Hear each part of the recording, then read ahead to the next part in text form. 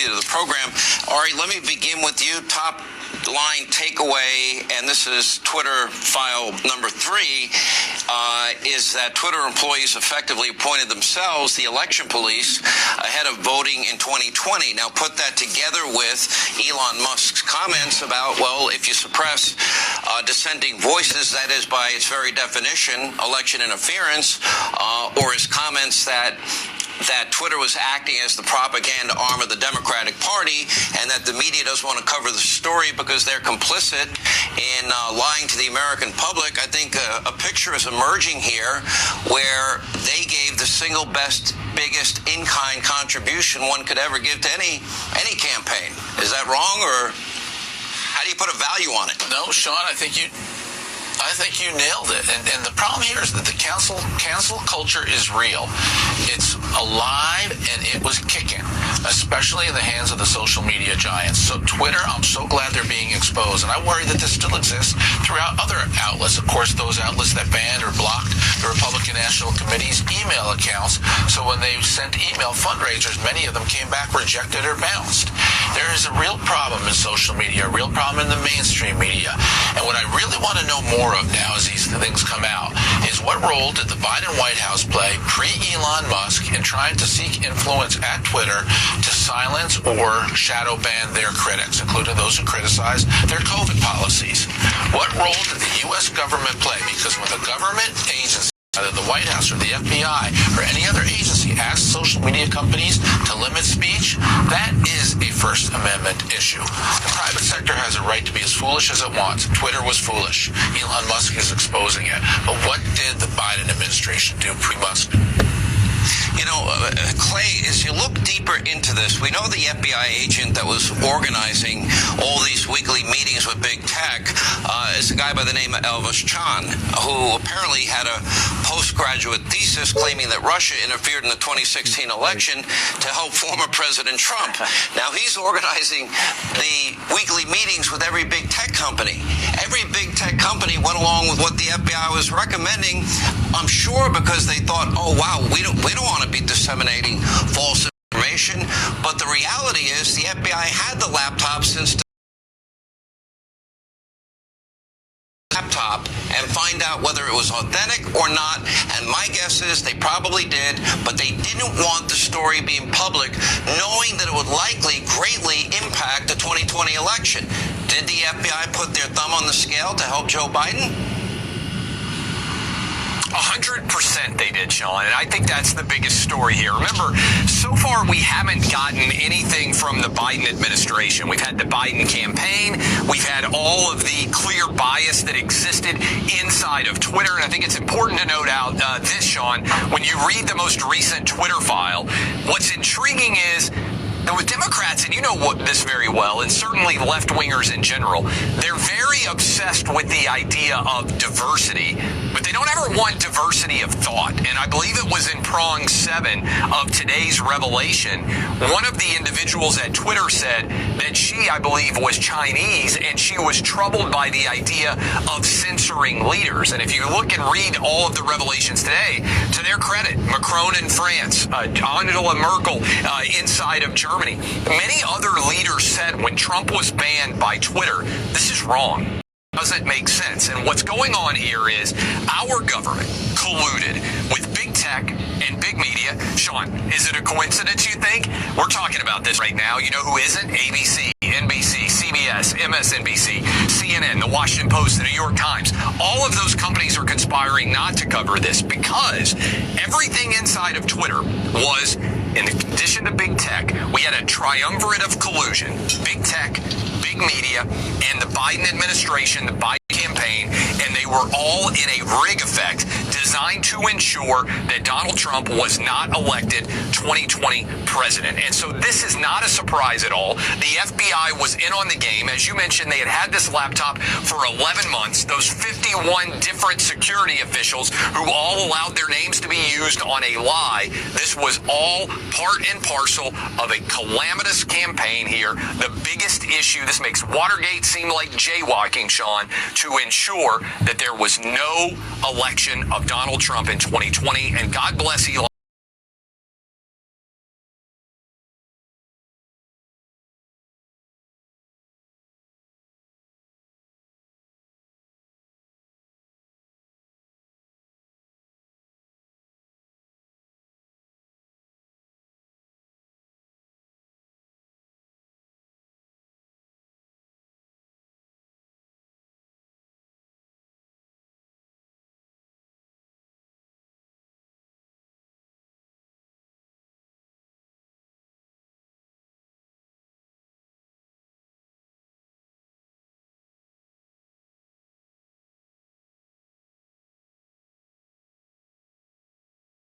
to go around them.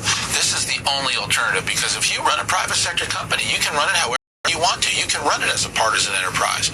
And I'm here to tell you, Sean, the Democrats have gotten really good at running private sector enterprises to benefit their political candidates. They are happy to put their thumb on the scale. Conservatives and Republicans don't want to do that, don't like to do that. But the other thing the Democrats have excelled at is canceling Republicans who have peace of mind, the presence of mind to think freely and independently. The Democrats are much better at the activism business than Republicans are. Republicans have to get better at the election business. That's how you turn these things around. They got to get better at the ballot business, too.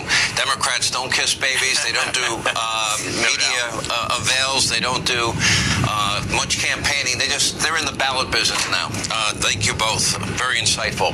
Ari Fleischer, Clay Travis. We now turn to a troubling story, this time out of Detroit, where legendary surgeon and former presidential candidate Dr. Ben Carson had his name removed from a public high school.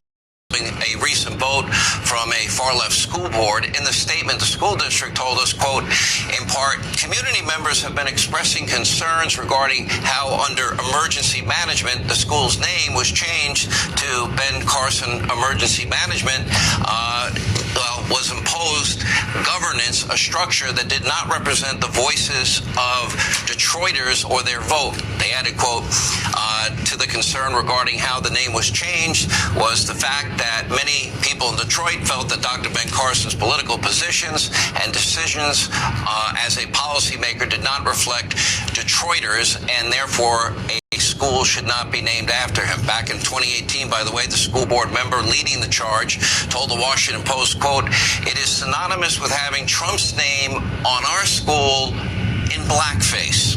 Now, let's be clear. Dr. Carson is an inspiration to so many, has an outstanding record of accomplishment inside and outside of the hospital that he worked in. He saved many lives in the course of his career. He should be praised and celebrated, not smeared and slandered just because he happens to be a Republican. And by the way, in a new piece for Fox News, 55 individuals that worked for Dr. Carson collectively write, quote, Dr. Carson is the epitome of the American dream. Only in our country could a poor boy from the inner city go up to be a world-renowned neurosurgeon, presidential candidate, and cabinet secretary. He personifies the very promise of America, but to the far-left lunatics inside America's school boards, well, only one thing matters, whether or not you have a D next to your name. And Dr. Ben Carson joins me. You know, I think what bothers me the most about this is, number one, I know you and I'm friends with you, and number two, synonymous with having Trump's name on our school in blackface. Dr. Carson, nobody should have to put up with that. It's very sad that we've reached a point where political ideology trumps the whole purpose of an educational institution. And we're seeing this wokeness spreading throughout our community to the destruction of our community. How does it do any good for us to demonize people with whom we disagree? And to teach that to our children at a time when the math scores are down, the reading scores are down, academic performance is down. In many of our public schools and high schools, people are graduating from high school are functionally illiterate. You know, they can't fill out an application. They can't read the directions in a product that they buy. And sometimes they're left in a situation where it's very difficult for them to make a living. We're failing them by pushing this ideology. And that's one of the reasons that at American Cornerstone, we have pushed the Little Patriots program, teaching children what they should know about the principles of who this nation is, what our history is, the good, the bad, and the ugly. But if you look at it objectively, there's a lot more good than bad and ugly. But we need to teach that to our children and those principles. And littlepatriotslearning.com, a free program because we get wonderful people to underwrite it. We want to change this whole narrative, and we need an indoctrination, an inoculation to indoctrination, and that's why we've created that program. I should also mention also that through the Carson Scholars Fund, we've put in over 250 reading rooms throughout the country, primarily in Title I schools where a lot of kids come from homes with few books, go to schools with little budget for a library. They don't become readers. If you can become proficient reader at grade 3, it changes the trajectory of your life. That's what we need to be concerned about. And that's the story of your life and your mom forcing you to read and not hang out with kids in the street and stay inside and do your work, and it changed your life, transformed your life. What your mom did for you will work for any child if given the opportunity. Dr. Carson, thank you. We appreciate it.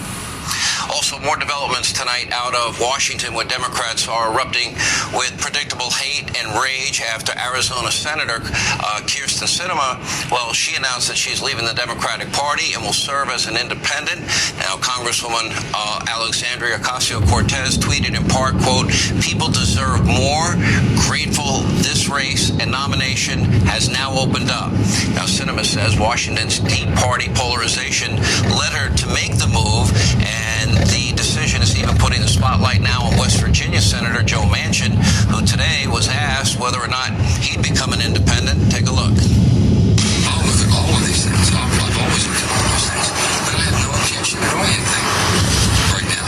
Whether I do something later, I can't tell you what the future's going to bring. I can only tell you where I am in my mindset and what I want to accomplish as long as I'm here to Senate. I want to work with Kyrsten every day the same as I have before. All right, here with reaction, Fox News contributor Newt Gingrich is with us. So he has a 70% approval rating when he's fighting back against Build Back Broke. He goes along with the Inflation Reduction Act.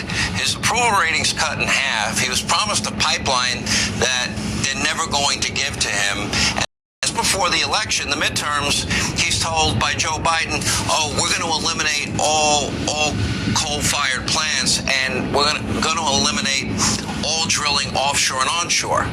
Now, that directly impacts his state, the state of West Virginia, and a big part of its economy. Is there any chance you see Joe Manchin becoming independent? Well, maybe, but I think, look, Manchin has damaged himself so much that I suspect he'll lose the next Senate election in 2 years in West Virginia. West Virginia has shifted more than any other state, both because of economy and because of culture. West Virginians are deeply anti-woke, and as a result, I think the more that Manchin has tried to appease Biden and Schumer, the weaker he's become. So I think he's in a different situation than the Sinema is. She's in a place, she's always been sort of independent. Her voting record's not quite as independent as her voice, but she in the end has always been sort of one step away from the Democratic Party. And I think her gamble is that there'll be a three-way race. The left is clearly going to run against her and would probably beat her in a Democratic primary. In a three-way race, she might attract enough independents and enough moderates from the Democratic Party and the Republican Party to win the three-way race. And I'm not sure that's her calculus. I think part of it's just disgust. Years ago, as you'll remember, Sean, when you used to be in Georgia, the most popular politician in Georgia was Zell Miller. Zell came to Washington as a good Democrat, and within 2 years said to me, the Democratic caucus was so sick, he would no longer go, he wouldn't meet with them anymore. Now, he didn't want to leave the Democratic Party because he'd been there his whole life, but he endorsed George W. Bush, and he refused to meet with the Democrats. And I think to some extent, both Sinema and Manchin may find themselves pretty soon in that kind of situation. The Democratic Party moves further and further to the left, and for anybody who has an independent sense of thought, it's a very uncomfortable place. Let me ask you, in the fallout of the midterm elections, it looks like Democrats have given up the idea of giving interviews, doing debates, kissing babies, taking selfies, doing rallies, and instead, all their money, and they outspent Republicans in every major race, all their effort, all their money seems to be going into the ballot game. How Have Republicans made a mistake? Are they running an antiquated and outdated election plan? Should they be in the ballot game? And that means ballot harvesting where legal, etc. Look, I think every Republican consultant needs a thorough re-education. Fact is, Republicans focus on campaigns where you get to buy TV commercials and get a pretty good kickback. Democrats focus on elections. They're two totally different models, and the Republican model no longer works. Now, I don't think we should exaggerate that. The Senate's a disaster. But the House, Kevin McCarthy led them to victory. They're a majority. The governorships, you look at DeSantis and others, they had a great year. So I think we're disappointed because people like you and me, frankly, expected a much bigger result. But the truth is, other than the Senate, the Republicans had a decent year. Yeah, well said. But Republicans have got to overcome the resistance about voting early and voting by mail for sure. All right, Newt Gingrich, thank you. When we come back, the left, they're fawning over the trust fund brat in a hoodie. John Fetterman will explain, and you won't believe what Tom Brady did because he was kind of pissed off at yesterday's loss. Straight ahead.